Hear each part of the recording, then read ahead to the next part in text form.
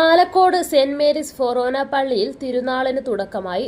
ഫൊറോന വികാരി ഫാദർ ആന്റണി പുന്നൂർ കൊടിയേറ്റി തിരുകർമ്മങ്ങൾക്ക് കാർമ്മികത്വം വഹിച്ചു.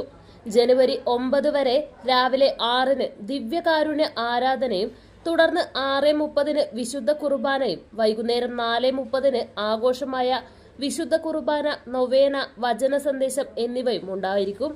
4-ന് ഞായറാഴ്ച രാവിലെ 7:30-ന് വൈകുന്നേരം 4:30-നും വിശുദ്ധ കുർബാനയും 6-ന് ദിവ്യകാരുണ്യ പ്രദക്ഷിണവും നടക്കും.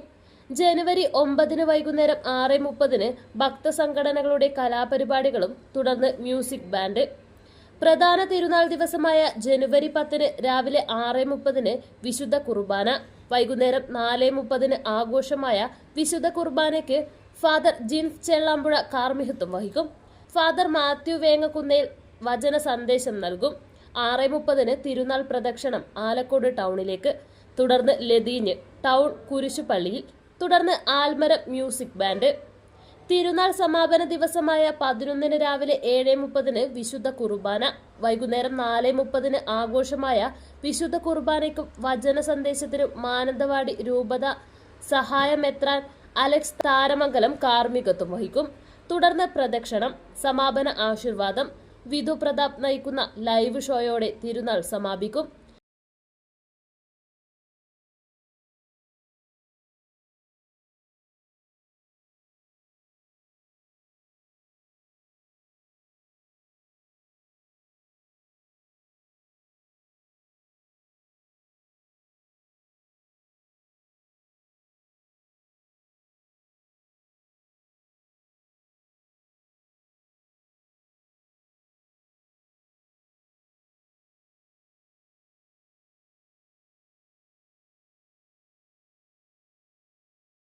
$4985